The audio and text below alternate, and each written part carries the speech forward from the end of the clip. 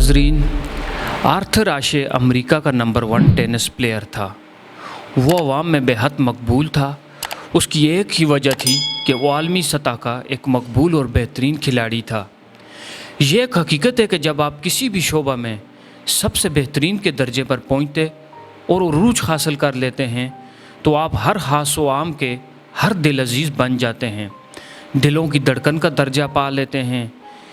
इसी तरह आर्थर को एक हादसे के बाद हस्पताल में इंतहाई गफलत के साथ मौलजीन ने एड्स के मरीज़ का खून लगा दिया, जिसके एवज़ आर्थर को भी एड्स हो गया। जब वो बिस्तर मर्ग पर था, उसे दुनिया भर से उसके चाहने वालों और परस्तारों के खतूत आते थे। उसके एक मदाख ने ख़त भेजा जिसमें लिखा हुआ था, खुदा ने इस खौफनाक बीमारी के लिए तुम्हें ही क्यों चुना। आर्थर ने सिर्फ इस एक ख़त का जवाब दिया जो कि ये था, दुनिया भर में 5 करोड़ से ज़ायद बच्चे टेनिस खेलना शुरू करते हैं और उनमें से 50 लाख टेनिस खेलना सीख पाते हैं।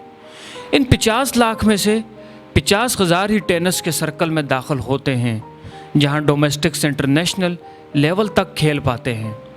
इन 50,000 में से 5,000 हैं जो ग्रैंड स्लैम तक पहुंच पाते हैं। इन 50,000 में से 50 ही हैं जो विंबलडन तक पहुंचते हैं, और इन 50 में से महज 4 होते हैं जो विंबलडन के सेमीफाइनल तक पहुंच पाते हैं। इन 4 खिलाड़ियों में से सिर्फ 2 खिलाड़ी ही फाइनल तक पहुंच पाते हैं। इन 2 में से महज एक ही फातह करार पाता और ट्रॉफ़ी उठाता है। याद रहे कि वो ट्रॉफ़ी जीतने वाला 5 करोड़ में से चुना जाता है। वो ट्रॉफ़ी उठाने के बाद मैंने कभी खुदा से नहीं पूछा कि मैं ही क्यों। लिहाजा अगर मुझे आज दर्द मिल रहा है तो मैं खुदा से शिकवे शुरू कर दूं कि मैं ही क्यों। जब हम अपने अच्छे वक्तों में खुदा से कभी शिकवा नहीं करते तो बुरे वक्तों में भी हमें शिकवा बिल्कुल नहीं करना चाहिए।